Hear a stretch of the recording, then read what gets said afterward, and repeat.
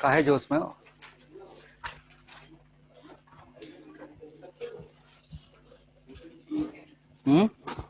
ऐसे कपल में काहे बैठे हो? कपल में क्यों बैठे हो? क्या था? ज्यादा फ्रैंक हो? अरे नहीं, ठीक है, चल रहा है। वो बिल पास हो गया कल से, हाई कोर्ट ने ऑर्डर दे दिया।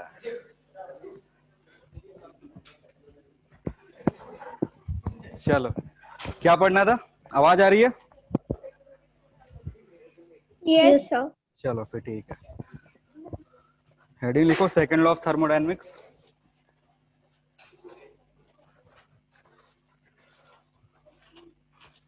नाम सुने हो कभी सेकंड लॉ ऑफ थर्मोडायनेमिक्स? क्या होता है सेकंड लॉ ऑफ थर्मोडायनेमिक्स? क्या होता है?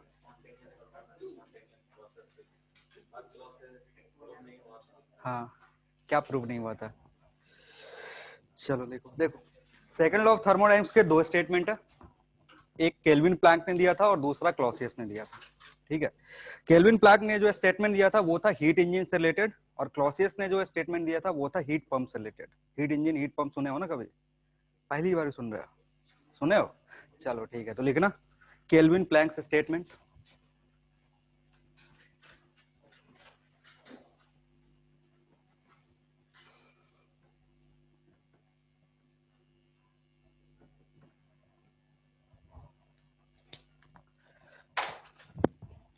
लिखना according to this, according to this,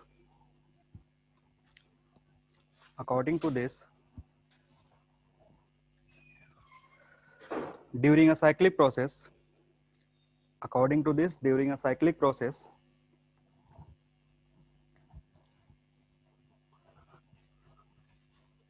all heat supplied, all heat supplied to a heat engine, all heat supplied to a heat engine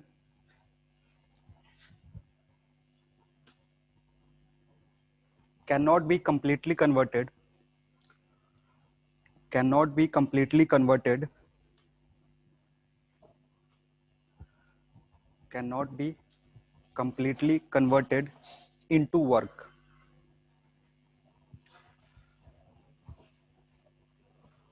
ठीक है, चलो समझते हैं। कह रहा है कि एक हीट इंजन है। हीट इंजन क्या होता है? पढ़े हो हीट इंजन? हीट इंजन क्या होता है? Any device which convert heat into work, उसको हीट इंजन बोलते हैं। कोई भी डिवाइस जो हीट को क्या करता है? वर्क में कन्वर्ट करता है। तो ये अगर एक हीट इंजन है, इसको हम क्या करेंगे? कुछ हीट देंगे इन टर्म्स ऑफ क्यू। ठीक है, तो ये जो हीट इंजन है ना, इस क्यू के यूज करके सम वर्क करेगा। तो ऐसा पॉसिबल नहीं कि जितना तुमने क्यू दिया वो टोटल का टोटल वर्क में कन्वर्ट हो जाए, ऐसा पॉसिबल नहीं है। कुछ ना कुछ क्या होगा? लॉस होगा टू सराउंडिंग। ठीक है, जिसको बोलते हैं हीट रिजेक्टेड। तो अगर क्यू सप्लाई कर रहे हो, कुछ हीट रिजेक्ट होगा और उसके अकॉर्डिंग जो बचेगा वो वर्क में जाएगा। जैसे बाइक का देख लो, बाइक में फ्यूल डालते हैं, ठीक है, तो बाइक चलता है, साथ ही साथ इमिशन भी होता है, जो लगा होता है ना पीछे इमिशन के लिए, उसमें से गैस इजेक्ट भी हो रहा होता है। तो कंप्लीटली जो फ्यूल बर्न हो रहा है ना, उसका एनर्जी यूज नहीं हो पाता है, जिससे बाइक चलती है। कुछ ना कुछ क्या होगा? पक्का सराउंडिंग में लॉस होगा। किसने बताया था? केल्विन प्लैंक ने। आ रही बात समझ में? चलो, तो नीचे लिखना हीट इंजन। हीट इंजन का डेफिनेशन लिख लो, हीट इंजन क्या होता है?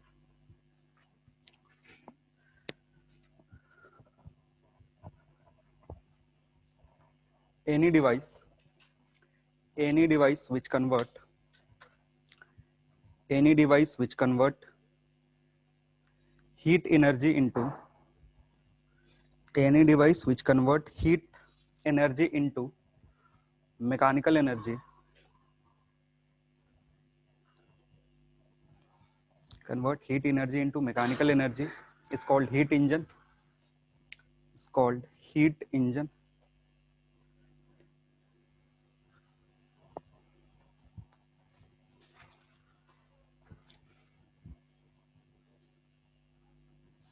हो गया सेकेंड लॉ का दूसरा स्टेटमेंट जो क्लॉसियस ने दिया था, तो लिखना Clausius statement.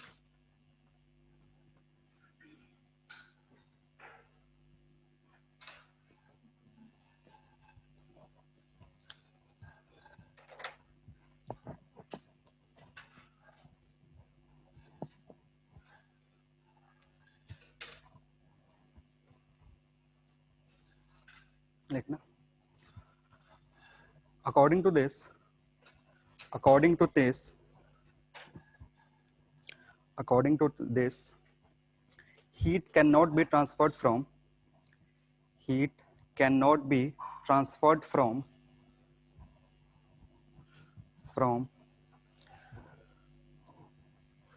lower temperature, lower temperature, lower temperature to higher temperature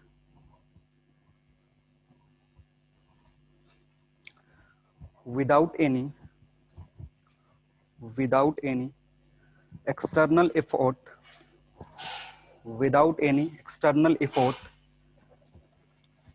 to the system.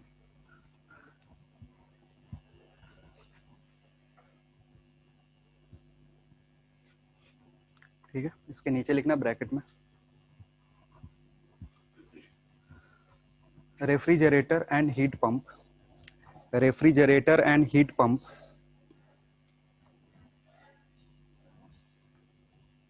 refrigerator and heat pump work on the basis of, refrigerator and heat pump work on the basis of, on the basis of Clausius statement.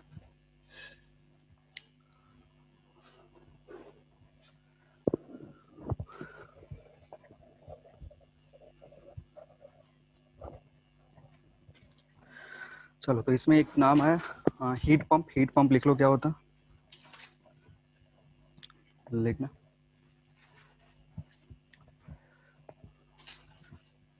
it is a device, it is a device which supply, which supply, which supply heat energy, heat energy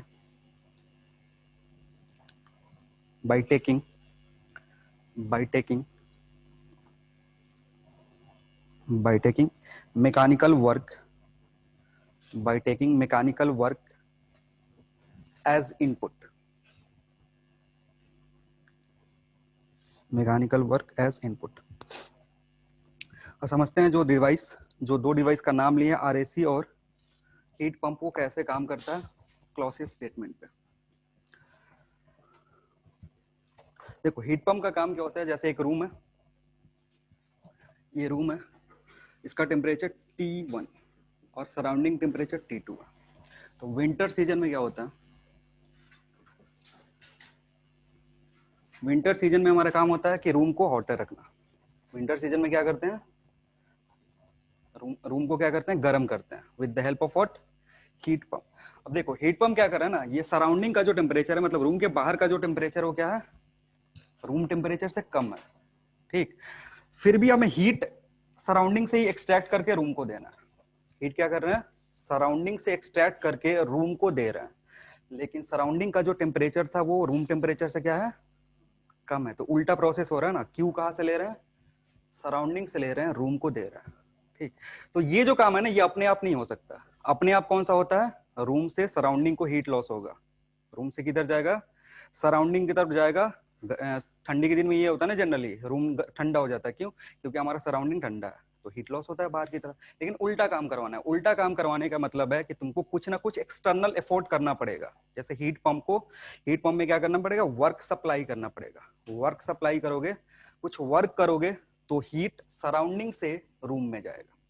आ रही बात समझ में, ऐसे छोड़ोगे heat pump, ऐसे लगा करके room में छोड़ दिया, उसको एनर्जी नहीं दे रहा है, तो कुछ काम नहीं करेगा। उल्टा जो प्रोसेस होगा, हाइयर टेम्परेचर से लोअर टेम्परेचर, एनर्जी लॉस होगा, हीट लॉस होगा। अगर उल्टा करवाना है तो क्या करना पड़ेगा, एक्सटर्नली कुछ वर्क करना पड़ेगा, ठीक है। तो हीट पंप होता क्या है, हीट पंप वर्क लेगा और हीट को लोअर टेम्परेचर से कहा ले जाएगा, हाइयर टेम्परेचर पे। तो ये पूरा जो सराउंडिंग है, इसमें हीट है, इसको एक्सट्रैक्ट करके किसको दे रहा है, रूम को दे रहा है। कंडीशन क्या है, T2 is less than T1। आ रही बात समझ में, प्रोसेस समझ में आ रहा है। उल्टा क्या हो रहा है, जैसे वाटर को हम हायर एलिवेशन पे ले जाना चाहते हैं तो क्या करना पड़ता है, पंप चलाना पड़ता है। वही काम हीट पंप का होता है। लेकिन वाटर के केस में जो नॉर्मल पंप होता है, उसमें क्या करते हो, वाटर को एक जगह से दूसरे जगह ले जाते हो, यहाँ पे क्या है, हीट को एक जगह से दूसरे जगह पे ले जा रहे हैं, मतलब लोअर टेम्परेचर से हायर टेम्परेचर पे ले जा रहे हैं, इसको हीट पंप बोलते हैं। क्लियर। और रेफ्रिजरेटर में भी सिमिलर ऐसा ही केस होता है। रेफ्रिजरेटर एक रूम में रखा हुआ, ठीक है, और रेफ्रिजरेटर का जो टेम्परेचर होता है वो रूम टेम्परेचर से क्या होता है, कम या ज्यादा, कम होता है। लेकिन फिर भी हम हीट को कहां से पास करवाते हैं, रूम से, रूम से कहा रेफ्रिजरेटर पे। तो उल्टा काम करना पड़ेगा, हमें क्या करना पड़ेगा, कुछ ना कुछ एनर्जी देना पड़ेगा। वो एनर्जी कैसे सप्लाई करते हैं, इलेक्ट्रिक से। इलेक्ट्रिक से कंप्रेसर चलाते हैं। हाँ बोलो।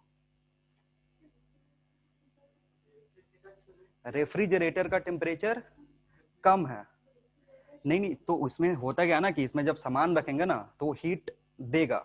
जब सामान उसमें कुछ रखेंगे तो वहां से हीट इमिशन होता है। जैसे सब्जी रख दी है तो सब्जी का काम क्या है, सब्जी हीट इमिट करता है, उस हीट को बाहर एक्सट्रैक्ट करना है। जैसे रेफ्रिजरेटर का वर्किंग थोड़ा समझ लो क्या होता है, जैसे भी कुछ सामान उसमें रखोगे तो क्या होगा, वो हीट देना शुरू करेगा, हीट उसमें से निकलेगा। तो अगर हीट निकलेगा ना तो रेफ्रिजरेटर का टेम्परेचर टाइम के साथ क्या होगा, बढ़ेगा।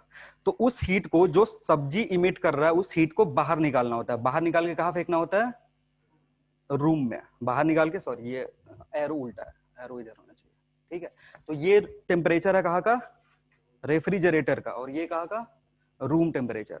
तो रूम टेम्परेचर हाइयर पे है और रेफ्रिजरेटर क्या है, लोअर पे है। तो अगेन उल्टा काम करवाना है। तो उल्टा काम करवाने के लिए हमें क्या करना पड़ता है, बाहर से वर्क देना पड़ता है, और that work is given in form of electricity. Electricity से पंप चलता है और पंप मैकेनिकल वर्क देता है। ठीक है, आ गया समझ में।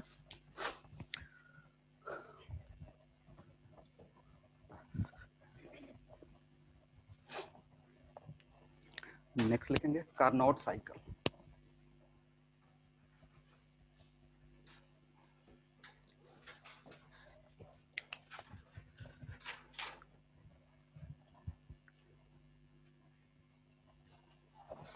Carnot cycle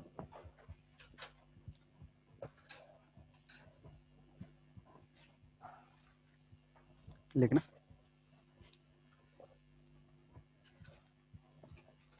Carnot cycle represent, Carnot cycle represent,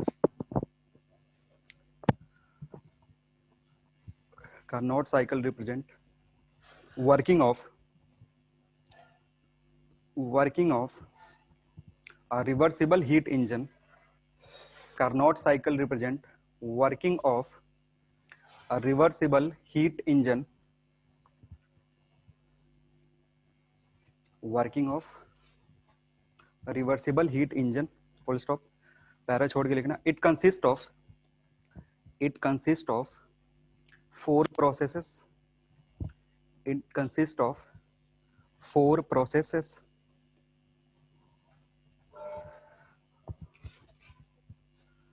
four processes। Number one में लिखो, number one isothermal expansion, isothermal expansion,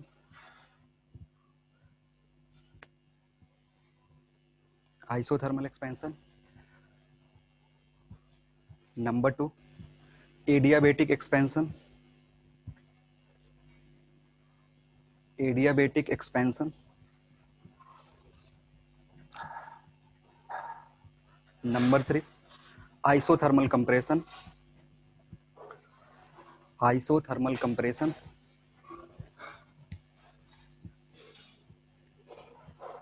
isothermal compression and final one is adiabatic compression।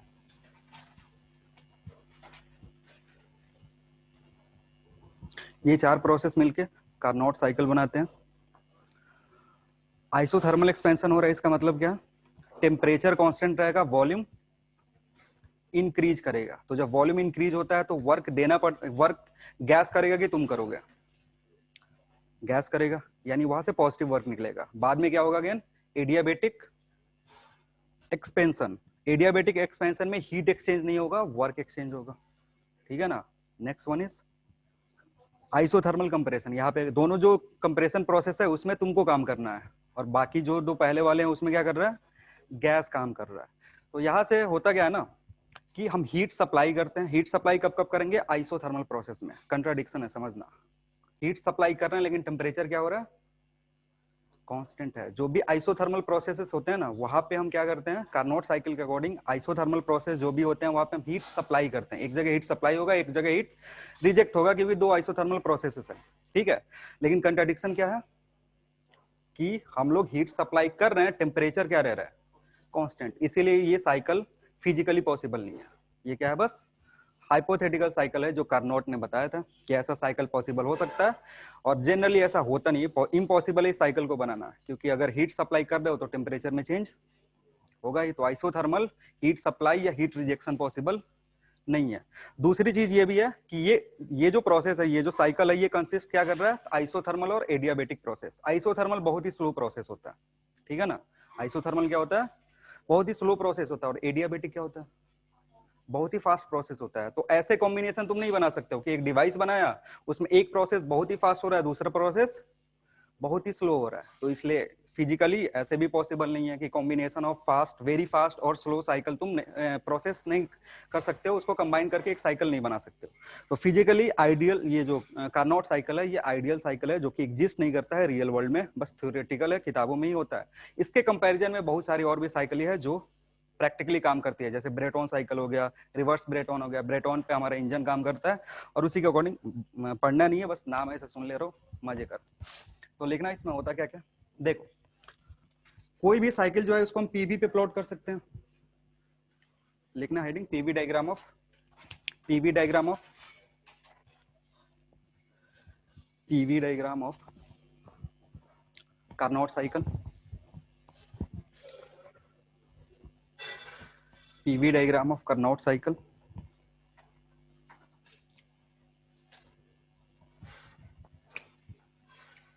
पहला प्रोसेस क्या बोला था, एक्सपेंशन। तो वॉल्यूम क्या होना चाहिए, इंक्रीज हो रहा है, 1 से 2 जा रहा है, वॉल्यूम को इंक्रीज करवाया। नेक्स्ट प्रोसेस क्या है, एक्सपेंशन हुआ है ना, 1 से 2 पे एक्सपेंशन हुआ है। चलो नेक्स्ट क्या है, एडियाबेटिक। तो एडियाबेटिक पहले एक पॉइंट से समझ लो थोड़ा सा। जैसे ये दो प्रोसेसेस है, 1 से 2 है और 1 से 2 डैश है, इसमें कैसे पता करोगे कौन सा आइसोथर्मल है कौन सा एडियाबेटिक है, स्लोप से, ठीक है ना। Slope of adiabatic curve is greater than, पढ़ाएंगे जब वो जब क्या बोलते हैं, बल्क मॉडल्स पढ़ाएंगे ना अभी, तो ये समझाएंगे कि कौन सा, अगर दो ग्राफ दे दिया गया है ऐसा, तो इसमें कैसे पता करेंगे कौन सा आइसोथर्मल है और कौन सा एडियाबेटिक है।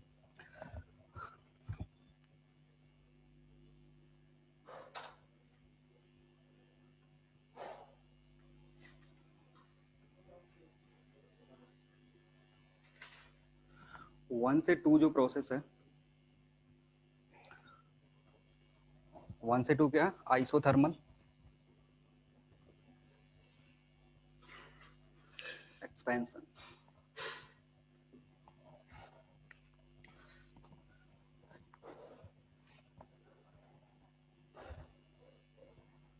या इसको एक्सपेंशन से बढ़िया लिख सकते हो, आइसोथर्मल,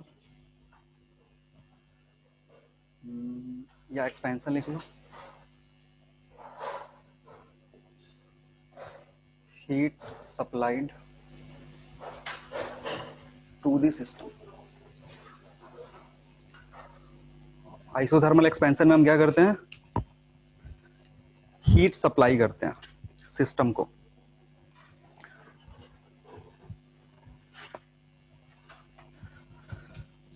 नेक्स्ट 2 से 3 एडियाबेटिक, एडियाबेटिक एक्सपेंशन।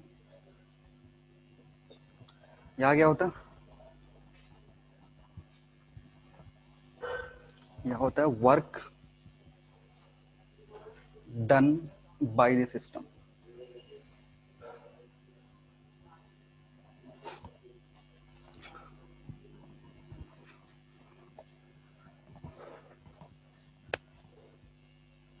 थ्री से फोर, 3 से 4 इज अगेन आइसोथर्मल कंप्रेशन। यहाँ पे heat rejected by the system. और 4 से 1 साइकिल कंप्लीट हो जाएगा। 4 से 1 कौन सा प्रोसेस है? Adiabatic compression.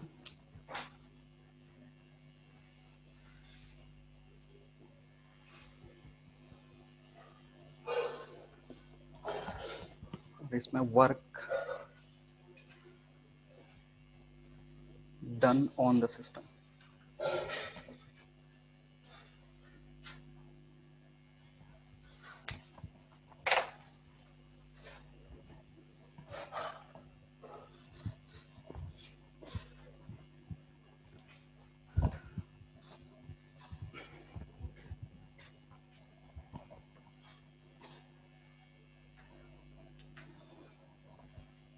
और इन सबके कॉम्बिनेशन से हमें नेट वर्क आउटपुट मिलता है।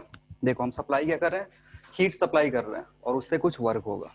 हीट सप्लाई करा, कुछ रिजेक्ट हुआ, कुछ वर्क हुआ और कुछ हमें करना पड़ा। तो जो नेट आउटपुट होता है ना वो पॉजिटिव वर्क आता है।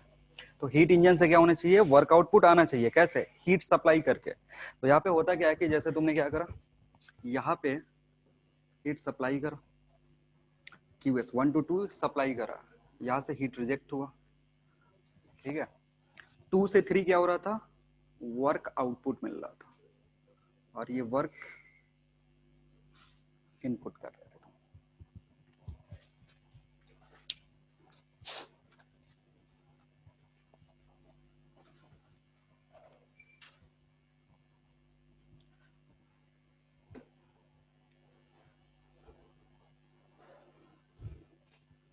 अब इस कार्नोट साइकिल को इस ग्राफ से पढ़ोगे ना, पीवी ग्राफ से, तो थोड़ा सा दिक्कत होता है। इसीलिए मैंने एक ग्राफ बताया था, टीएस डायग्राम, ठीक है ना। टीएस डायग्राम बताया था जिसमें हम T versus S graph plot करते हैं, वहां से हीट सप्लाई निकाल सकते हैं और वर्क डन इधर से निकाल लो, क्योंकि दो प्रोसेस में वर्क डन हो रहा है, यहाँ से यहाँ, तो इन दोनों को नेट वर्क डन पता चल जाएगा और उसके अकॉर्डिंग कैलकुलेट कर सकते हो। तो नेक्स्ट हेडिंग लिखना, TS diagram for Carnot cycle. TS diagram for Carnot cycle. TS diagram for Carnot cycle.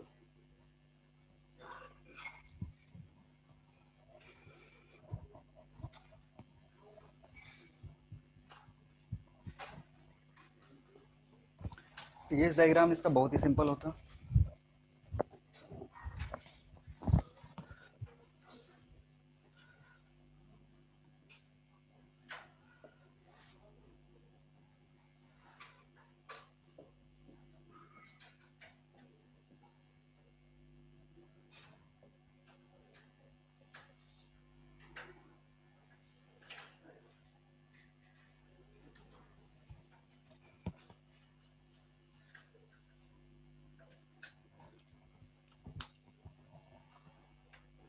One से टू आइसोथर्मल प्रोसेस है, आइसोथर्मल प्रोसेस। 2 से 3 गया था एडियाबेटिक एक्सपेंशन। तो एडियाबेटिक एक्सपेंशन में एस कांस्टेंट होता है, ये एस यहाँ कर लेना, एस कांस्टेंट होता है। एस क्या है, इंट्रोपी है। तो during adiabatic, reversible adiabatic process, S remains constant. Note में ये लिख सकते हो, नोट में लिख लो, during reversible adiabatic process. Diagram बाद में बना लेना, मिटाऊंगा नहीं, पहले ये लिख लो, during reversible adiabatic process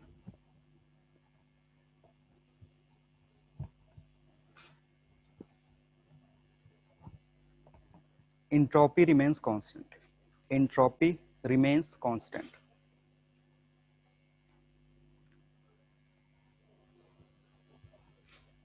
During reversible adiabatic process, entropy remains constant, and hence it is also called, isentropic process. And hence it is also called isentropic process. Isentropic.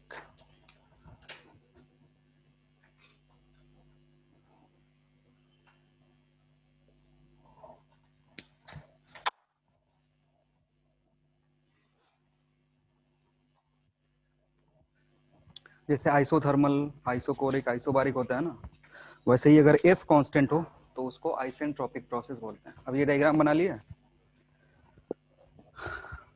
अब यहाँ पे हीट सप्लाई हो रहा था QS, यहाँ से reject हो रहा था। सर वो T1 एंड T2 ही है ना? कौन? हाँ वो TH TL मैंने हाइयर और लोअर करके लिखा है, T1 T2 भी लिख सकते हो।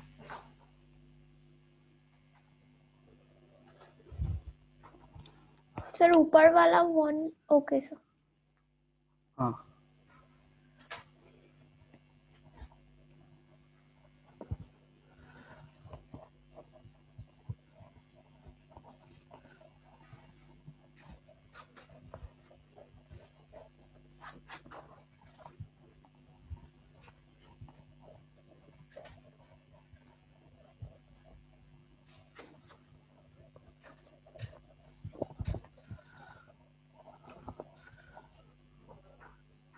देखो हीट इंजन का कुछ जो डायग्राम होता है उसको रिप्रेजेंट कुछ इस तरीके से करते हैं।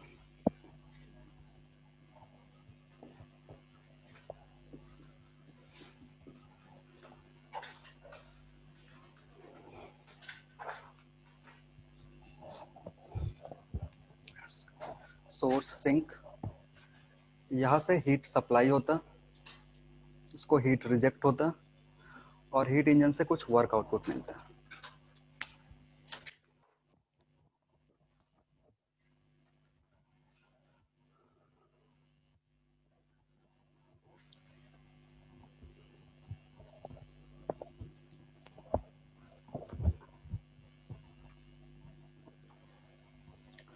ठीक है, इसका कुछ टेम्परेचर होगा T1 और इसका कुछ टेम्परेचर है T2।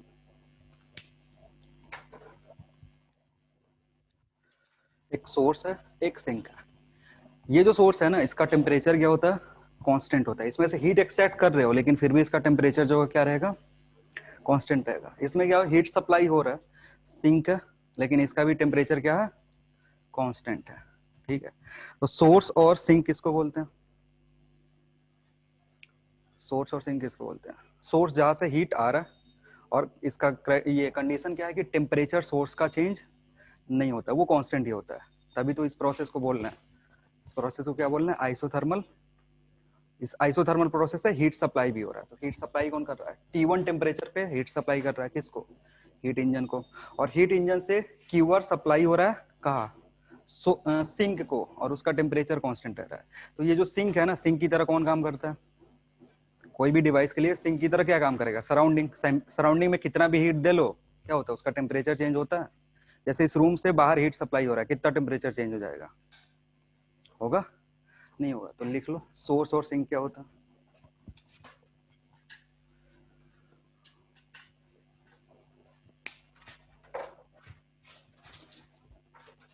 लिखना,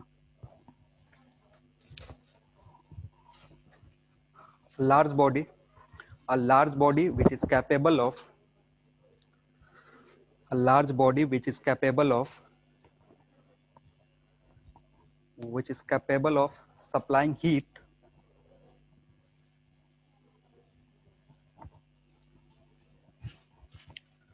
a large body which is capable of supplying heat to a heat engine, heat to a heat engine without any temperature change, without any temperature change, without any temperature change is called source. Technical definition देखोगे तो थोड़ा सा अलग होगा, may be उसमें ज़्यादा technical words होंगे।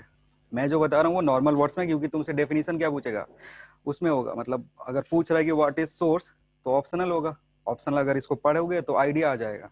ठीक है ना, बुक में पढ़ोगे कुछ टेक्निकल डेफिनेशन दिया होगा, तो जरूरी नहीं है टेक्निकली रट कर रखोगे। नेक्स्ट सिंक लिख लो।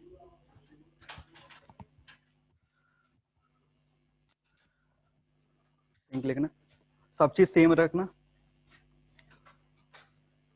A large body which is capable of accepting heat, a large body which is capable of accepting heat, accepting heat from a heat engine, from a heat engine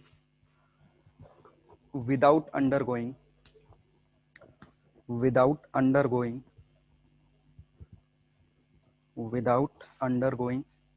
any temperature change.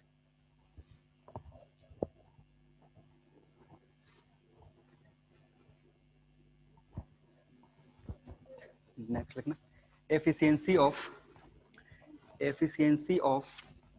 a heat engine. Efficiency of a heat engine.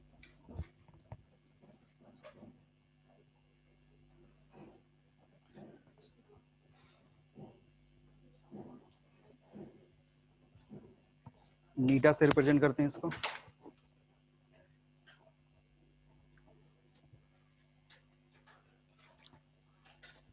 लिखना, it is defined as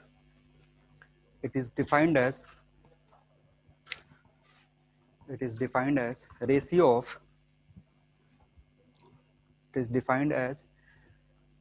of net work output of the engine.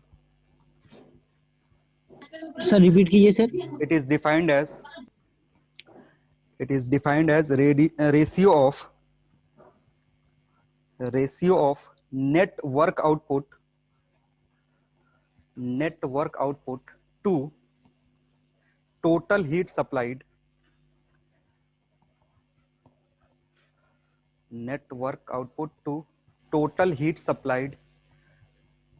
to the heat engine. Total heat supplied to the heat engine.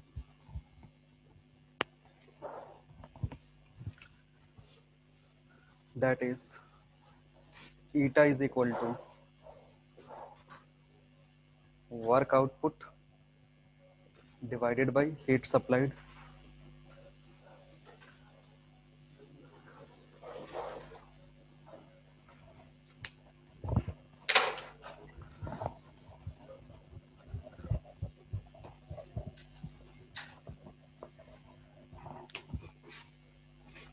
और W by QS.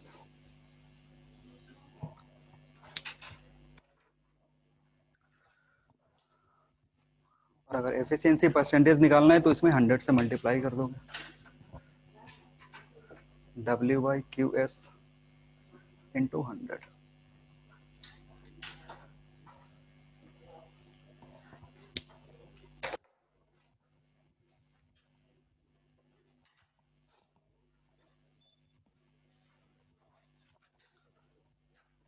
ठीक है. और अभी जो हमने heat engine देखा था, इसके अकॉर्डिंग अगर देखोगे, हीट इंजन क्या था, बनाना नहीं है.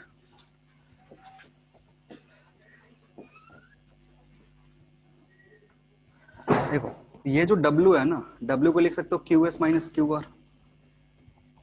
क्योंकि एक्चुअली में हो क्या रहा है, जो QS सप्लाई कर रहा है वो जा किसको रहा है, वर्क डन को. QR को कुछ पोर्शन वर्क डन हो रहा है, वर्क में कन्वर्ट हो रहा है, कुछ पोर्शन रिजेक्ट हो रहा है. तो एक्चुअली में जो QS है वो है क्या, W प्लस QR. तो W को क्या लिख सकते हो, QS माइनस, इसको उठा करके यहाँ रखेंगे, रखो.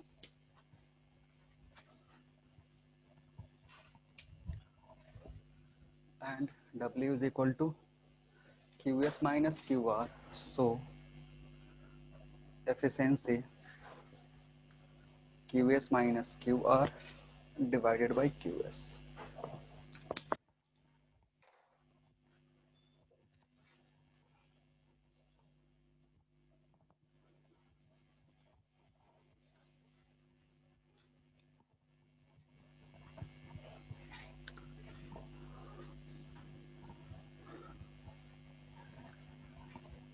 इसको थोड़ा सा चेंज करोगे तो 1 माइनस QR बाई QS.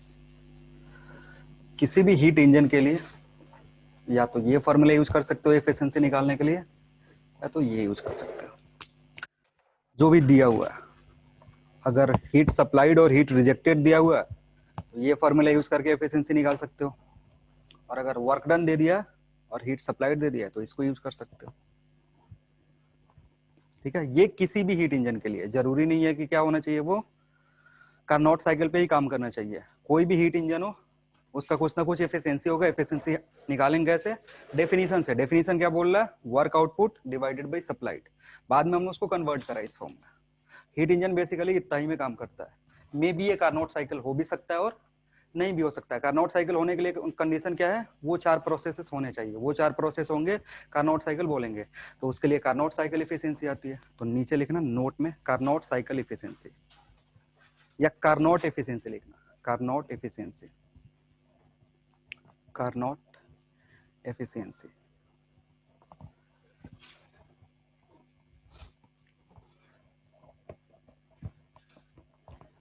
अब एफिशिएंसी तो एफिशिएंसी है, भले कार्नोट हो चाहे कुछ हो, तो यही होगा। लेकिन थोड़ा सा इसमें चेंज करेंगे, टेम्परेचर के टर्म में लिखने की कोशिश करेंगे। हमारे पास क्या है? इफिशिएंसी कितना लिख सकते हो? We have 1 minus Q R by Q S. और अब ये जो क्यू आर और क्यू एस है ना, इसको हम लिखना चाहते हैं टेम्परेचर के टर्म में। कैसे लिखना चाहते हैं? टेम्परेचर के टर्म में। और वहां से जो फॉर्मूला आएगा that will be used as Carnot cycle efficiency.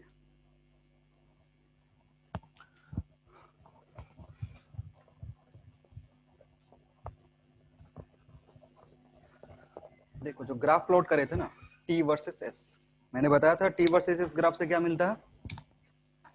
किसी भी प्रोसेस में कितना हीट सप्लाई हुआ वो मिलता है। तो ये T1, ये T2, यहाँ S1, ये S2। यहाँ हीट सप्लाई हो रहा था और यहाँ से हीट रिजेक्ट हो रहा था। तो मैंने क्या बोला था कि एरिया अंडर, सुन लो पहले, area under TS curve gives what? Heat supplied, ठीक है ना? या हीट इंटरेक्शन, जो भी हीट ट्रांसफर हो रहा है, मे बी रिजेक्ट भी हो सकता है, मे बी सप्लाई भी हो सकता है।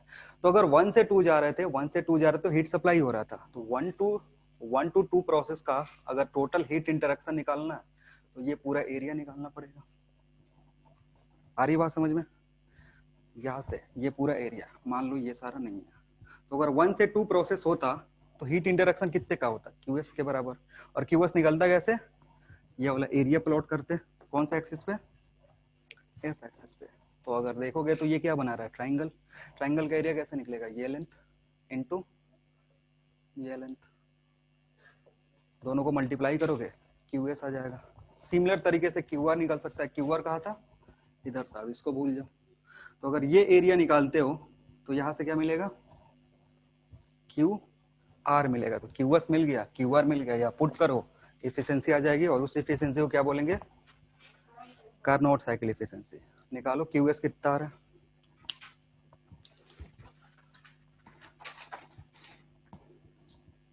आ रही बात समझ में क्या बोल रहा हूँ? देखो इसको दूसरे तरीके से भी कैलकुलेट कर सकते थे, टीएस नहीं बताते ना, फिर दूसरा तरीका सॉल्व करना पड़ता। फिर वो जो पीवी डायग्राम था ना, पीवी डायग्राम से जाकर के हम क्यू सप्लाइड निकालते या वर्क डन निकालते, तो वो थोड़ा सा हेक्टिक काम हो जाता, क्योंकि जो कर्व देख रहे थे ना उसमें इंटीग्रेशन का जरूरत पड़ता। 1 से 2 प्रोसेस जा रहे हैं, इंटीग्रेशन का जरूरत पड़ता। फिर 2 से 3 जा रहे थे, उसमें इंटीग्रेशन करना पड़ता, क्योंकि आइसोथर्मल एडियाबेटिक प्रोसेस में वर्क और क्यू निकालना थोड़ा सा हेक्टिक होता है। इसलिए सीधे क्या कर रहा है? इधर से कैलकुलेट कर ले रहा है। मे बी टीएस डायग्राम अगर सर को एंट्रोपी पढ़ाना होगा तो बढ़िया से बताएंगे।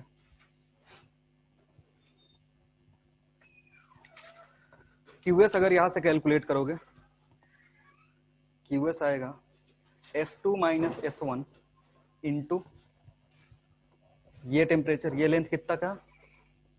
T1 के बराबर है। ये पूरा लेंथ ना कितना है? T1। वैसे ही अगर क्यू आर निकालोगे तो Q R will be S2 minus S1 into T2। इन दोनों को यहाँ उठा करके पुट करो।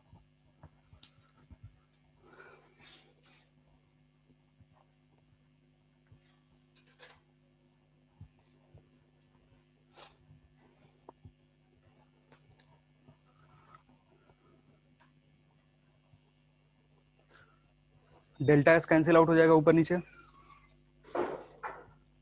तो क्या बचेगा? 1 माइनस T2 बाई T1। और इसे वो क्या बोलते हैं? Carnot cycle efficiency. T1 क्या है? Temperature of source. T2 क्या है? Temperature of sink. तो इसके नीचे ऐसे लिख देना NC, C लिख देना 1 माइनस T2 बाई T1। ये हो गया कार्नोट साइकिल एफिशिएंसी जब क्यूएस और क्यूआर की वैल्यू इसमें पुट करोगे। बाकी यहां तक अगर कोई भी साइकिल होगा तो तुमको क्यूआर और क्यूएस प्रोसेस से निकालना होगा, या तो डायग्राम दिया होगा कि कौन सा साइक्लिक प्रोसेस हो रहा है, जैसे यहाँ पे डायग्राम है ना, डायग्राम के हेल्प से ही तो हम क्यूएस और क्यूआर निकाल रहे हैं, फिर पुट कर रहे हैं तो एक फाइनल फॉर्मूला आ रहा है उसको रट लेंगे। अगर प्रोसेस में अगर जो सवाल है तुम्हारा कार्नोट साइकिल नहीं दिया तो कोई और साइकिल देगा, तो साइकिल देगा तो प्रोसेस बता के रखेगा, या तो 1 2 2 2 2 3 ऐसे एक्सप्लेन करेगा क्या क्या हो रहा है, और नहीं तो सीधे डायग्राम दे देगा। तो डायग्राम देगा तो हीट चेंज निकालना तुम लोग को आता ही है, हीट एक्सचेंज कितने का होगा वो फर्स्ट लॉ थर्मोडायनेमिक्स लगा लो, उधर से कितने का हीट एक्सचेंज हो रहा है, कितने का वर्क हो रहा है, यहाँ पुट कर दो, प्रीवियस वाला formula work by QS calculate कर सकते, सवाल करेंगे और समझ में आएगा। हो गया ये? सर टीएस अगर नहीं दिया होगा तो प्रॉब्लम होगा ना क्या सर? नहीं दिया होगा? टीएस टीएस, टीएस क्या है? आप बोल रहे थे ना सर, ग्राफ के थ्रू जो करना पड़ेगा। हाँ टीएस, अरे टीएस नहीं देगा तो उसके लिए first law of thermodynamics use करोगे ना। अगर वर्क डन पीवी ग्राफ दिया हुआ है तो वहां से वर्क डायरेक्टली निकाल सकते हो, ठीक है। पीवी ग्राफ दिया है तो work done for a given process निकाल सकते हो ना, और वर्क डन निकाल लो, फिर चेंज इन इंटरनल एनर्जी निकाल लो फॉर ए गिवन प्रोसेस, वहां से क्यू कैलकुलेट कर लो, उधर ज्यादा कैलकुलेशन होता है, इसलिए मैंने ये ग्राफ बनाया था ताकि थोड़ा सा मुझे यहाँ पे डेरिवेशन करना ना पड़े, सवाल करेंगे उससे समझेंगे। नोट में एक चीज लिख लो, Carnot efficiency, Carnot efficiency, Carnot efficiency is greater than, Carnot efficiency is greater than any other cycle possible in nature,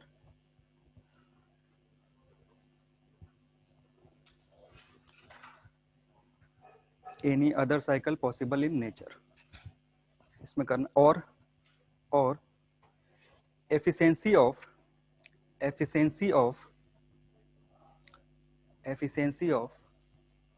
a reversible cycle, efficiency of a reversible cycle is greater than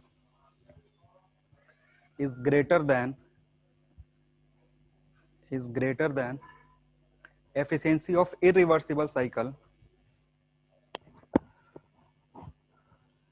is greater than efficiency of irreversible cycle working between same temperature range, working between same temperature range,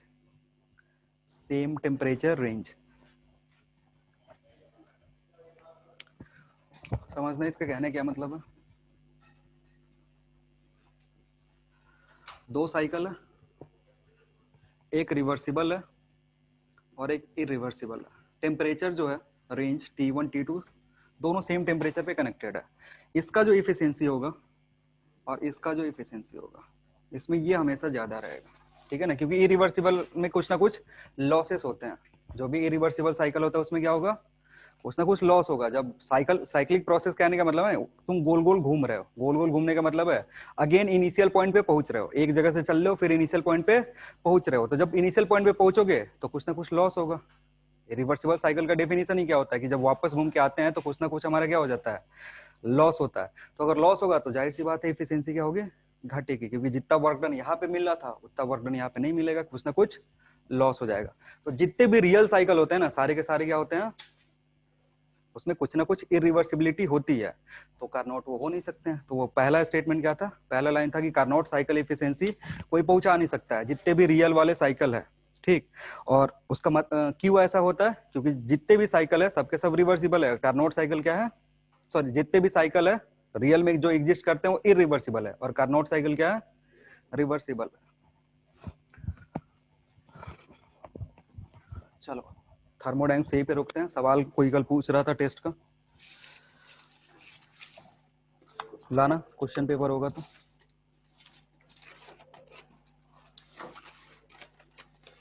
नहीं है मेरे पास question paper, लो mobile में, कल कोई लाया था ना question paper, लो। कब हुआ था ये टेस्ट, सिलेबस है तुम्हारा projectile motion, LNM, friction, work power energy, last to last test है शायद ये। चलो सबको ही निकाल लेगा इसको। Projectile motion, NLM, friction, work power energy discuss कर चुके हैं कुछ लोगों को, कुछ लोग बचे हुए हैं।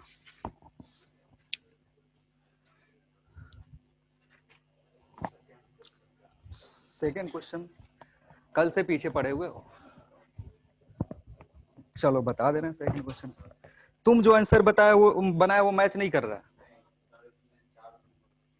सर 4 नंबर दे दिए हैं, पकड़ो सर को बाहर, कैसे 4 नंबर दे दिए हैं। चलो देखो सेकंड नंबर देखते हैं। सेकंड नंबर क्या है ना, 3 प्रोजेक्टाइल है, जिसको जो ये कर चुका है ना बाहर चाय पानी पी सकता है, और एकदम फ्री, कुछ नहीं बोलेंगे, जा सकते हो आराम से। कह रहा है 3 प्रोजेक्टाइल है, यहाँ पे जाकर के टकरा रहा है, ठीक है ना, हाईएस्ट पॉइंट पे टकरा रहा है, इसको इधर से फेंका, ये गया यहाँ पे टकरा गया,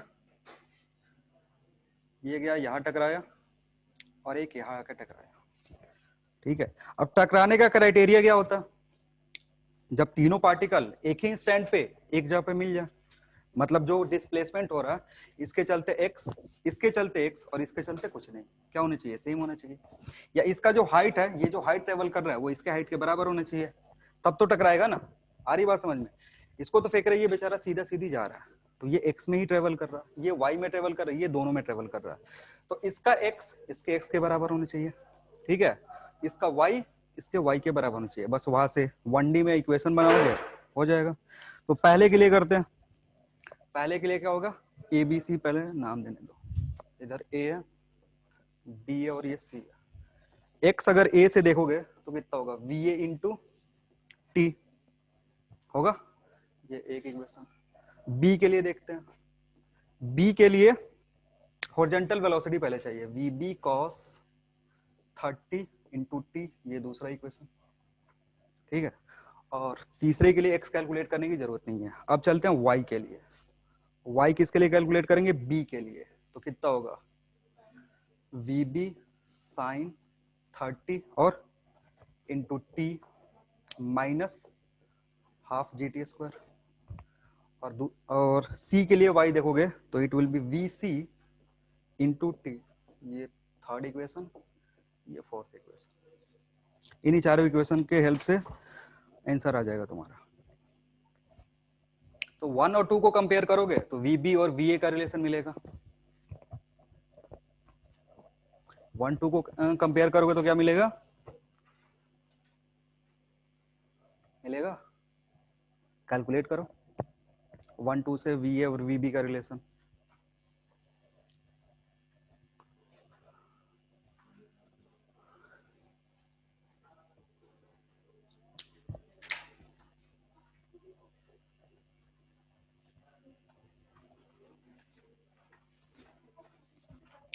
रेशियो ले लो 1 2 का, कितना होगा,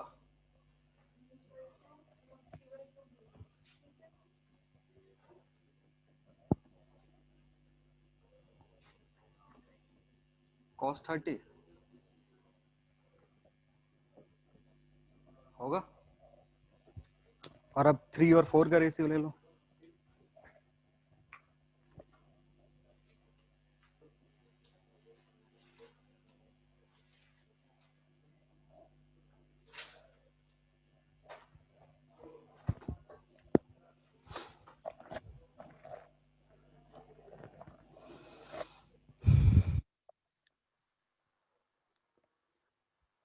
सिंप्लीफाई करो जल्दी।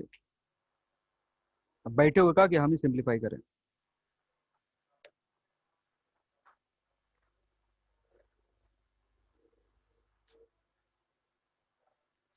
टी पुट कर दो ना, इसी इक्वेशन से यहाँ से टी उठा करके यहाँ पुट कर दो,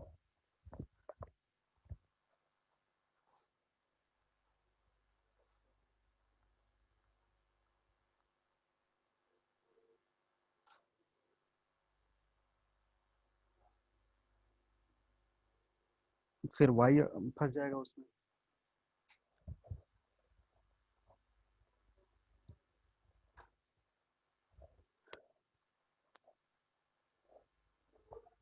इसमें देखना इसमें क्या दिक्कत आ रहा है, वो हाइट वाला फॉर्मूला डायरेक्ट यूज कर सकते हो शायद, वो मैक्सिमम हाइट पे है ना, ये टी को एलिमिनेट करने के लिए ना, ये मैक्सिमम हाइट पे है, तो यहाँ पुट कर दो ना सीधे वो वाली फॉर्मूला, मैक्सिमम हाइट वाला। मैक्सिमम हाइट का फॉर्मूला कितना होता है? हाँ तो वो रख दो, मैक्सिमम हाइट। अच्छा वाई ही तो है, कितना है फॉर्मूला बोलना? Sine square theta 2g। अब इसका रेशियो ले लो, थीटा की जगह क्या पुट करोगे? 30। आप सिंप्लीफाई करो, और यू की जगह यहाँ क्या पुट करोगे? वीबी। ठीक है, अब हो जाएगा।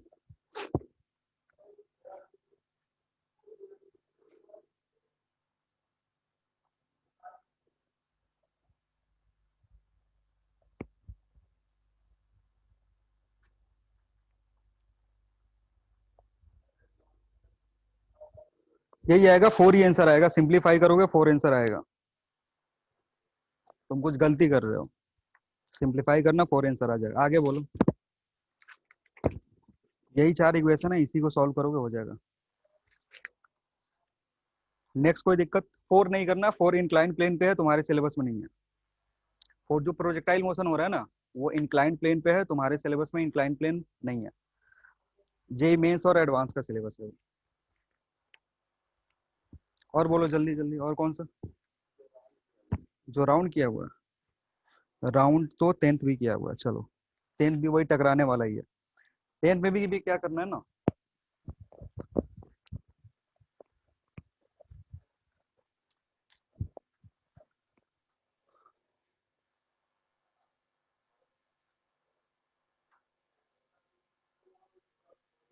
देखो इसको ऐसे फेंक रहा है, और ये अगेन दोनों जाकर टकरा रहा है। ये भी एंगल दिया 45 डिग्री। देखो मान लो ये इधर से गया और ये इधर से आया, दोनों टकरा गए इधर। अगेन अगर टकराएंगे ना, तो इसके लिए मान लो x है, तो ये कितना कवर करेगा? 22 माइनस एक्स। तो यहाँ से एक इक्वेशन, यहाँ से एक इक्वेशन, 2 इक्वेशन बनेगा। ठीक है, उन दोनों इक्वेशन को सॉल्व कर लो। दूसरा, ये जो है ना, ये कितने हाइट ट्रेवल करेगा, ये कैलकुलेट कर सकते हो। ये कितना हाइट ट्रेवल किया? h, और ये कितना हाइट ट्रेवल किया? Small h। और ये डिफरेंस तुमको दिया हुआ कितना? 9 मीटर का। तो ये h निकालो, ये स्मॉल h निकालो, और यहाँ से रिलेशन लिख सकते हो h minus small h is equal to 9। यहाँ से एक इक्वेशन बनेगा, इधर इधर सॉल्व करोगे हो जाएगा। आ रही समझ में क्या बोल रहा हूँ? अरे दोनों का बस क्या करना ना, सेम, जब भी कोलिजन होगा ना तो टी सेम कर देना जितने भी प्रोजेक्टाइल दिए होंगे, और टी सेम करने के बाद एक्स जो भी ट्रेवल करेगा ना, तो टकराने के लिए एक पॉइंट पे होना चाहिए, मतलब किसी पर्टिकुलर टाइम पे जितने भी पार्टिकल्स है एक पॉइंट पे होने चाहिए। तो मान लो यहाँ पे टकरा रहा है, तो यहाँ पे टकराने के लिए कितना डिस्टेंस ट्रेवल करेगा? एक्स और हाइट एच। तो टी कॉमन करके एच कैलकुलेट कर लो, एक्स कैलकुलेट कर लो। फिर दूसरे प्रोजेक्टाइल के लिए टी कॉमन करके ये कैलकुलेट कर लो, 22 माइनस एक्स। फिर ये कैपिटल एच कैलकुलेट कर लो। कैपिटल एच का रिलेशन ये दिया हुआ है, स्मॉल एच और कैपिटल एच का, और इधर से पुट करोगे, सिंप्लीफाई करोगे हो जाएगा। ठीक है, और बोलो, और कौन सा है? 16।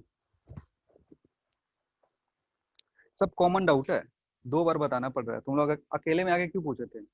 क्लास में ही बोलते हैं।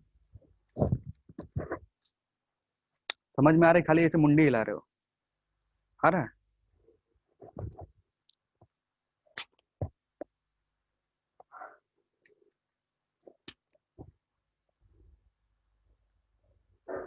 क्या हुआ, मुस्कुरा रहे हो? कोई चुटकुला है सुनाओ। नहीं है? अरे तो ऐसे कैसे मुस्कुरा लेते हो बिना किसी चुटकुला का? हैं? अरे नहीं,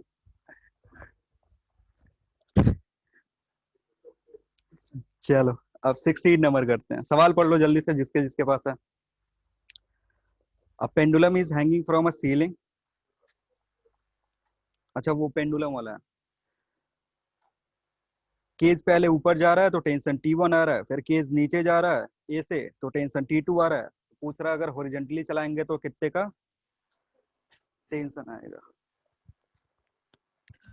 सर उसके बाद 31 वाला भी कर दीजिएगा। अब कर देंगे, कितना टाइम बचा हुआ? अभी तो बहुत टाइम है। 31 वाला थोड़ा। अरे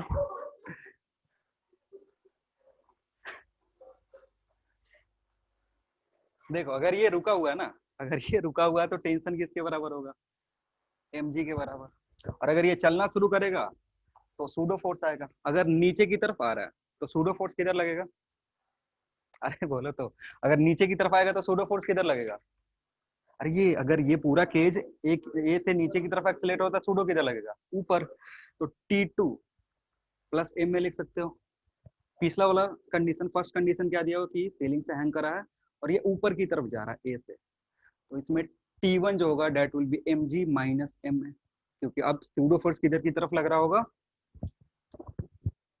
नीचे की तरफ। तो mg उल्टा कर दिया क्या मैंने? अच्छा इधर, हाँ ये प्लस होगा, यहाँ माइनस होगा, क्योंकि इस पे सूडो किधर लग रहा है? ऊपर की तरफ m में, और इधर लग रहा है m में नीचे की तरफ। तो टेंशन T1 जो होगा mg प्लस m में, tension T2 mg minus m में। अब बोल रहा है ना कि इसको हॉरिजॉन्टली एक्सेलेरेट किया, कितने से? सेम ए से ही। तो अब जो टेंशन होगा वो कितने का होगा? तो अभी ये कुछ इस तरीके का हो जाएगा। हैंग कर, इसको ले जाओगे ना, उल्टा कर दिया, फिर ऐसे एंगल पे आ जाएगा। एंगल पे क्यों आएगा? क्योंकि इधर की तरफ एक फोर्स लग रहा है mg, और इधर की तरफ फोर्स लग रहा है ma, और इधर लग रहा है टेंशन T। आ रही बात समझ में? तो टेंशन T कितना होगा इस केस में? जो टेंशन T आएगा that will be root over mg square plus ma square. अब 1 2 3 इक्वेशन सॉल्व करोगे, रिलेशन मिल जाएगा। ठीक है, आंसर जो लाना है किसके किसके फॉर्म में लाना है?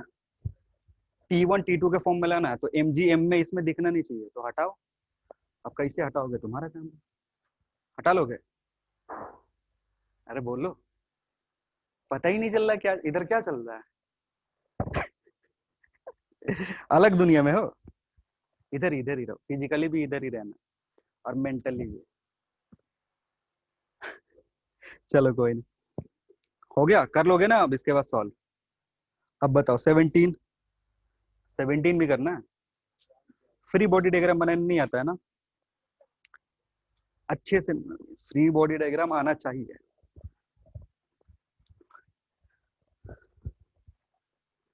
अच्छा तुम बाद में ज्वाइन किए हो, कितना लेट से? तो नोट्स मांगो ना, उसमें बहुत सारे फ्री बॉडी डायग्राम बनाए गए हैं। 10-12 फ्री बॉडी डायग्राम बनाए होगा। देखो ऐसा, इसमें बस इसको फ्री बॉडी डायग्राम बनाओगे, सॉल्व हो गया। किसी एक स्फीयर का फ्री बॉडी डायग्राम बना लो। अरे बात समझ में? फ्री बॉडी डायग्राम कैसे बनाते हैं? सबसे पहला फोर्स कौन सा दिखाएंगे? mg। mg किधर की तरफ लगता है? नीचे की तरफ। इसका फ्री बॉडी डायग्राम बना रहा हूँ। नीचे mg लगा, इस पे एक फोर्स भी लग रहा है। कौन सा फोर्स? जो साफ साफ दिख रहा है, किधर की तरफ? हॉरिजॉन्टल। अब कौन सा फोर्स लगेगा? Contact force. कांटेक्ट कहाँ कहाँ है देख लो पहले। कितना कांटेक्ट है? 2 जगह है? 3 जगह, यहाँ यहाँ यहाँ। और स्फीयर का खूबसूरती यही होता है कि जितने भी कांटेक्ट फोर्स होंगे वो कहाँ से पास होंगे? सेंटर से। तो इधर से ऊपर लगेगा N1, इधर लगेगा N2, और एक एंगल पे लगेगा N3। बस सिंप्लीफाई करना ही सीखो। तो जैसे एक का बना है, दूसरे का बनाओ, तीसरे का बनाओ, सॉल्व कर लो। फ्री बॉडी डायग्राम वही बनाने का टेक्निक ही क्या है ना, सबसे पहले कौन सा फोर्स दिखाओगे? mg। उसके बाद जो फोर्स फिजिकली प्रेजेंट रहा, साफ साफ दिख रहा है, उसको बना दो। तो यहाँ फोर्स F लग रहा था, इधर भी फोर्स F लग रहा था। तो फ्री बॉडी डायग्राम अगर 1 का बना है तो ये वाली फोर्स दिखाओगे? नहीं दिखाओगे ना, बस नॉर्मली जो कॉन्टेक्ट में होगा वो फोर्स दिखाओगे, तो वो दिखा दिया। फिर इसका और ये जो ये और 1 और 2 का जो फ्री बॉडी डायग्राम होगा ऑलमोस्ट सेम होगा, एकदम मिरर इमेज होगा। बस इसका सोचना है। तो इसमें कितने फोर्स लग रहे हैं? एक्सटर्नल नहीं लग रहा। कौन कौन से फोर्स होंगे? 2 कांटेक्ट और एक mg। बस सॉल्व कर लो, आगे बात समझ में। चलो, और कौन सा? 18। Sir 31 sir. अरे रुक जाओ, अभी 31 तो पहुंचते तो दो। कहीं जाना है क्या तुमको? टाइम फिक्स है? चेंज करवा दो, व्हाट्सएप मैसेज कर दो। नहीं नहीं नहीं, रुक जाओ। देखो इसमें क्या है ना, ये एक ब्लॉक है ए, जो इधर से जा रहा है 12 मीटर पर सेकेंड स्क्वायर। इस पे एक फोर्स लगेगा, टेंशन T। ठीक है ना? अब जो ब्लॉक बी है ना उस पर टेंशन कैलकुलेट करना है, कितने का टेंशन लग रहा है। ब्लॉक बी पे क्या करना है, टेंशन कैलकुलेट करना है। तो एक बार डायग्राम देखना, डायग्राम में क्या है ना कि बी जो है वो सेम स्ट्रिंग से कितने बार घूम घूम के कनेक्टेड है, 3 बार। सेम स्ट्रिंग से कितने बार घूम घूम के कनेक्टेड है, 3 बार। तो वो जो सेम स्ट्रिंग है ना उसमें टेंशन निकालो, उसमें 3 से मल्टीप्लाई कर दो, तो इस पे कितना टेंशन लग रहा है वो पता चल जाएगा। तो जो स्ट्रिंग बी से कनेक्टेड है उसमें टेंशन कितने का लग रहा है, देखो डायग्राम देखो, मेरा चेहरा क्यों देख रहे हो, डायग्राम देखो। देखो इसमें क्या हो रहा है ना, ये जो लग रहा था ना ये टी, अगर इसमें टी मान रहे हो तो जो यहाँ पे व्हील कनेक्टेड है ना उसमें इधर टी और इधर टी, तो यहाँ कितना होगा 2t। और ये जो स्ट्रिंग जिसमें 2t काम कर रहा है ना वही 3 बार इससे घूम घूम के कनेक्टेड है, तो इस पे कितना लगेगा ऊपर की तरफ, 3 × यानी 6t। तो इसका एक्सेलरेशन पूछ रहा है, बता सकते हो कौन सा, work done by tension on A system is 0, तो उसको यूज कर लो। बताया था ना, बताया था कि आधा क्लास, आधा लोग तो क्लास T1x1 प्लस T2x2 0 होना चाहिए। Work done by tension force कितना होता है, अब इसको एक बार डिफरेंशिएट करोगे तो क्या मिलेगा, T1v1 plus T2v2 equals to, एक बार और डिफरेंशिएट करोगे तो T1a1 plus T2a2 is equal to 0। अब 1 2 तुम्हारे हाथ में है, किसी को भी मान सकते हो कुछ भी। तो अगर ये 1 है ये 2 है तो T1 कितना होगा, हाँ 2t। एक्सेलेरेशन का डायरेक्शन टेंशन की डायरेक्शन में या अलग है, अलग है, तो -12 प्लस 2t कितना 6t, किधर लग रहा है ऊपर की तरफ। अब यहाँ पे मान लो कोई डायरेक्शन, मान लो ये ऊपर की तरफ ए से एक्सेलेरेट हो रहा है, तो टेंशन भी ऊपर की तरफ, एक्सेलेरेशन भी ऊपर की तरफ। अगर तुम्हारा आंसर पॉजिटिव आया तो सही माने हो डायरेक्शन, अगर नेगेटिव आया तो बस डायरेक्शन अलग है, न्यूमेरिकल वैल्यू सही है। तो डायरेक्ट तो ए 0 के बराबर होगा, सॉल्व करोगे आंसर आ जाएगा। ठीक है, जब ऐसा सवाल हो ना तो तुमको करना क्या है, टेंशन निकालना है acting on each and every block, बस उससे सॉल्व हो जाएगा। मैंने वही करा। और बोलो 31, चलो भाई 31 पे चलते हैं। 31 जल्दी से पढ़ लो क्या,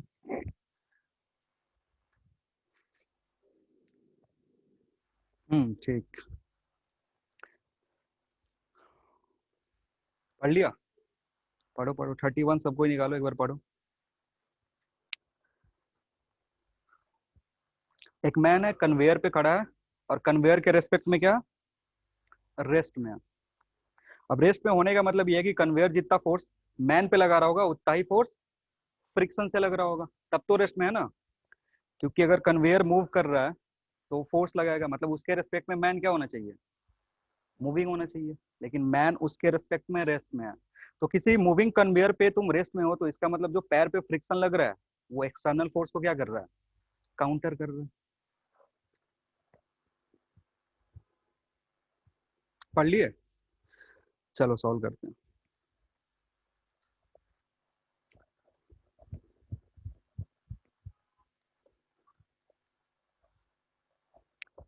अब देखो पैर पे लगने वाला जो फ्रिक्शन है ना, पैर पे लगने वाला जो फ्रिक्शन है उससे ज्यादा का फोर्स लग जाएगा तो रिलेटिव मोशन हो जाएगा। पैर पे जो फ्रिक्शन लग रहा है, स्टैटिक फ्रिक्शन लग रहा है, उससे ज्यादा का फोर्स अगर कन्वेयर बेल्ट में लगा दिया तो क्या होगा, मोशन हो जाएगा, रिलेटिव मोशन होगा। तो सोचोगे कि मैक्सिमम फोर्स लगा कितना रहा है फ्रिक्शन, मैक्सिमम कब तक वो रोक के रख सकता है, जब तक एफ एस स्टैटिक वाला मैक्सिमम केस हो, लिमिटिंग केस। तो म्यू इंटू एन, इतना फोर्स मैक्सिमम लगा सकता है। अगर इससे ज्यादा का फोर्स किसने लगा दिया, बेल्ट ने, तो फिर मूवमेंट हो जाएगा। तो कैलकुलेट कर लो ये फोर्स कितना आएगा, म्यू दिया हुआ है तुमको, किधर है म्यू, 0.2।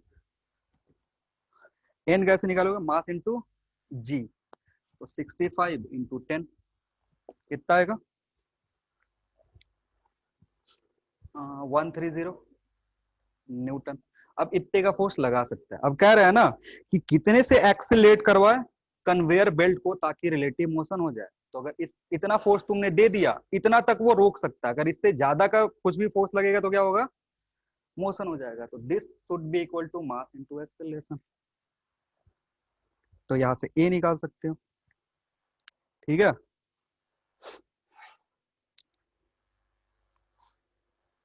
आएगा कितना होगा?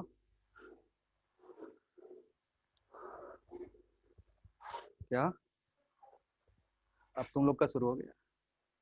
टॉपिक कहाँ से आ जाता है? कितना टाइम बचा? अभी 13 मिनट बचा हुआ है।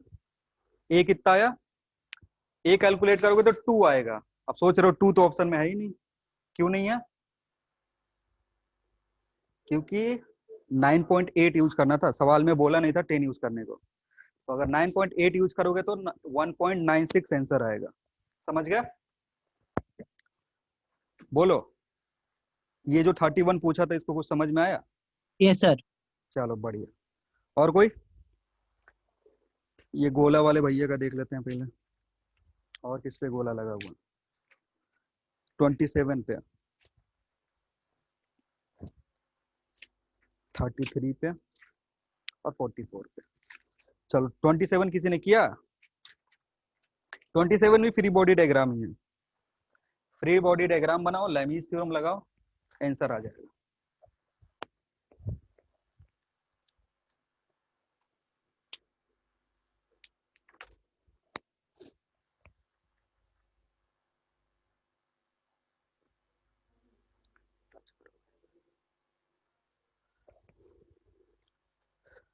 पॉइंट पी और पॉइंट क्यू। तो देखो ये गोल गोल घूम रहा है, ऐसे ऐसे घूम रहा है ना। तो घूमेगा तो इस पॉइंट पे फ्रिक्शन लगेगा, इस पॉइंट पे फ्रिक्शन लगेगा, क्योंकि इस पॉइंट पे पी नॉर्मल रिएक्शन लगा रहा है और इस पॉइंट पे क्यू नॉर्मल रिएक्शन लगा रहा है। तो जहां जहां नॉर्मल रिएक्शन है, मोशन रिलेटिव मोशन के चलते फ्रिक्शन आएगा। तो यहाँ का नॉर्मल रिएक्शन निकालो, इधर का नॉर्मल रिएक्शन निकालो, उसके चलते F1 और F2 आएगा। तो इधर का नॉर्मल रिएक्शन ऊपर की तरफ, इधर जो नॉर्मल रिएक्शन लगेगा वो नीचे की तरफ। तो म्यू इंटू एन, वन कौन सा? इफ F1 पी पे सी और म्यू टू है एन क्यू।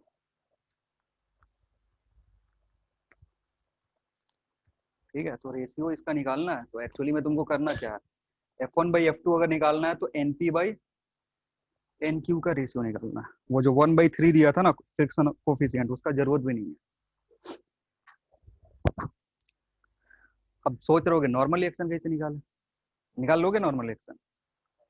ट्राई करे थे, नहीं निकला? कोई नहीं, चलो। देखो अभी ये स्फीयर है, अभी स्फीयर के पास मैंने बताया था इसके इसके साथ क्या फायदा होता है, सेंटर से पास होगा। तो इसका नॉर्मल रिएक्शन सेंटर, एंगल निकालना यहाँ पे थोड़ा सा टफ लगता है बच्चों को, तो एंगल निकाल लो आराम से। कैसे निकलेगा? ये 30 है, ये टोटल कितना है? 60 डिग्री है। तो अगर यहाँ पे 30 है ना, तो हॉरिजॉन्टल से जो एंगल बनाएगा ये नॉर्मल रिएक्शन, वो 30 डिग्री का बनाएगा, सॉरी वर्टिकल से।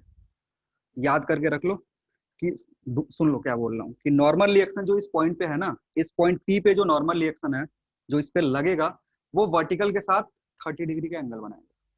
आ रही बात समझ में? हॉरिजॉन्टल से एंगल कितना है? 30 डिग्री। तो जब इस पे नॉर्मल डालोगे ना, तो that normal will make an angle 30 degree from the vertical. याद रहेगा? तो लेमीज थ्योरम बनाओगे तो एक पॉइंट पे नीचे mg लगेगा। अगर np निकालना है, np इधर की तरफ वर्टिकल के साथ एंगल कितना बनाएगा? 30 डिग्री। सिमिलरली दूसरे वाले के साथ सोचेंगे, दूसरे वाला क्या करेगा?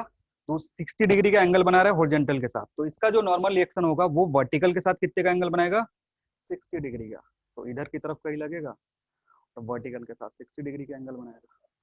अब एक पॉइंट पे 3 फोर्स काम करते हैं, तो कौन सा थ्योरम यूज करते हैं?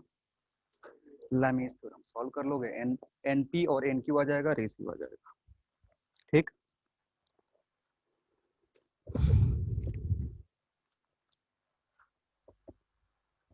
33 पढ़ो।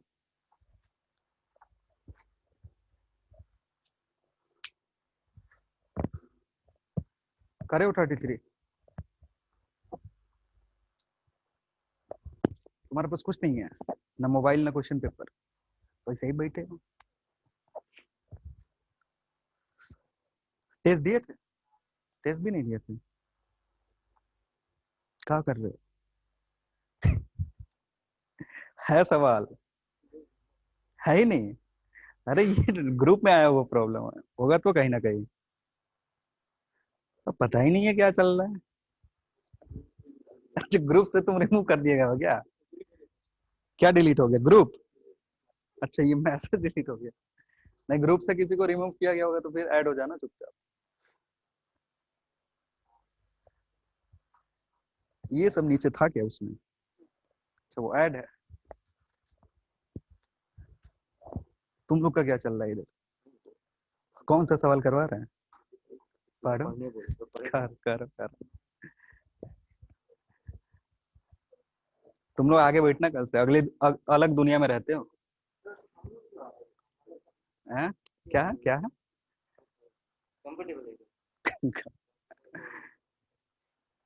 तुम इन लोग से अलग रहो यार। हाँ हाँ हाँ।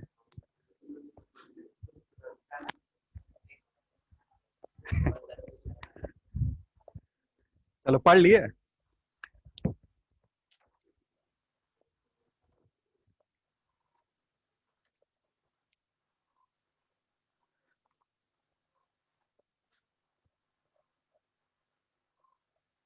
देखो वेलोसिटी कांस्टेंट कहने का मतलब है ना नेट फोर्स कितना होगा इस रॉड पे? नेट फोर्स रॉड पे कितना होगा? जीरो। अरे वेलोसिटी कांस्टेंट का कहने का मतलब क्या हुआ? नेट फोर्स जीरो हो गया तो फोर्स लग कौन कौन से रहे? फोर्स कौन कौन से लग रहे हैं वो कैलकुलेट करना है। फोर्स अगर एक बार कैलकुलेट कर लिए तो तीनों जो रॉड है उसमें टेंशन आएगा। अब देखो इसमें वो कह रहा है ना इस पॉइंट के कोरोस्पॉन्डिंग इधर T1, इधर T2 और इधर T3 लगेगा। अब नेक्स्ट चीज क्या है ना कि जब इसको खींचोगे ना तो जो रॉड है उस पर फ्रिक्शन लगेगा। अगर इसको खींच रहे हो तो रॉड टेबल पे रखा हुआ हॉरिजॉन्टल टेबल पे उसके चलते फ्रिक्शन आएगा। तो उस फ्रिक्शन की वैल्यू कैसे निकालते हैं? जैसे ये रॉड था तो इसके सेंटर ऑफ मास से इधर फ्रिक्शन लगेगा F1 और इसके सेंटर ऑफ मास से इधर फ्रिक्शन लगेगा F2। F1 और F2 जो होगा वो किसके बराबर होगा? T3 के। आ रही बात समझ में? तो T3 निकल गया। ये एंगल अल्फा दिया हुआ और ये एंगल 90 डिग्री है। ठीक। और तुम्हें कैलकुलेट क्या करना है? अल्फा कैलकुलेट करना है। तो अगेन लैमीज थ्योरम यूज कर लो। एक पॉइंट पे कितने फोर्स लग रहे हैं? तीन फोर्स। लैमीज थ्योरम यूज करो। तुम लोग करे थे ट्राई इसको, बताए थे करने को? नहीं करे? हो गया? चलो हो जाएगा। अब सोच रहे होगे फ्रिक्शन कैसे निकालेंगे? निकाल लोगे फ्रिक्शन? हम्म। फ्रिक्शन कैसे आएगा? F1 F2।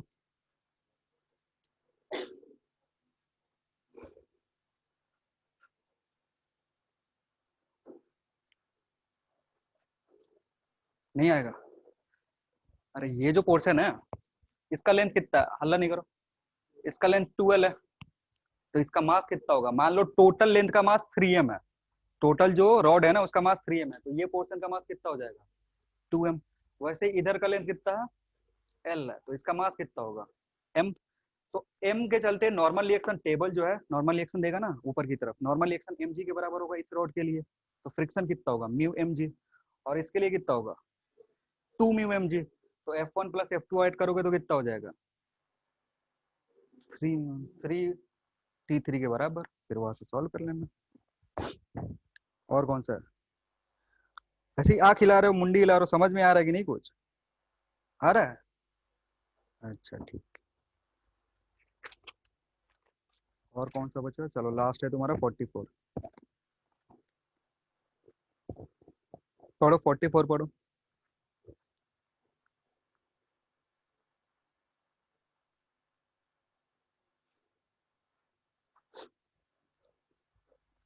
सेंट्रीपिटल एक्सेलरेशन पूछ रहा है तुमसे।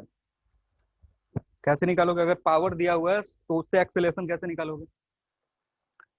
पावर कितना? m k square r square t। इतना पावर दिया हुआ।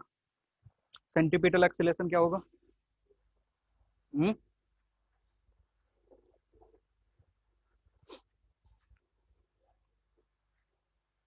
पावर एक्चुअली में होता क्या? फोर्स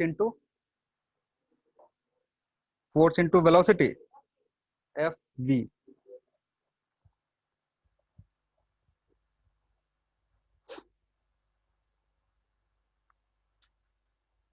तो यहाँ से वेलोसिटी कैलकुलेट कर सकते हो। वेलोसिटी कैलकुलेट हो जाएगा। इसको जब ये एफ के टर्म में रखोगे ना तो क्या आएगा तुम्हारे पास?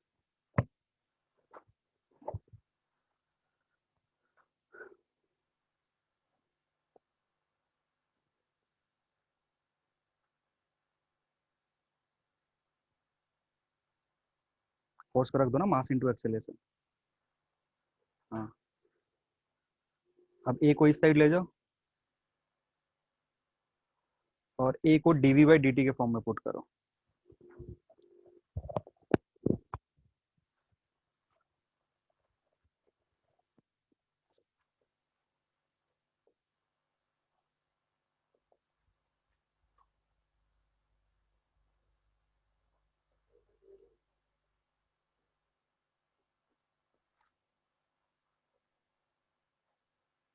अब इसको सिंप्लीफाई करना, यहाँ से वेलोसिटी का फंक्शन आएगा, फिर वेलोसिटी से एक्सेलरेशन निकाल लेना। वेलोसिटी से एक्सेलरेशन निकाल सकते हो?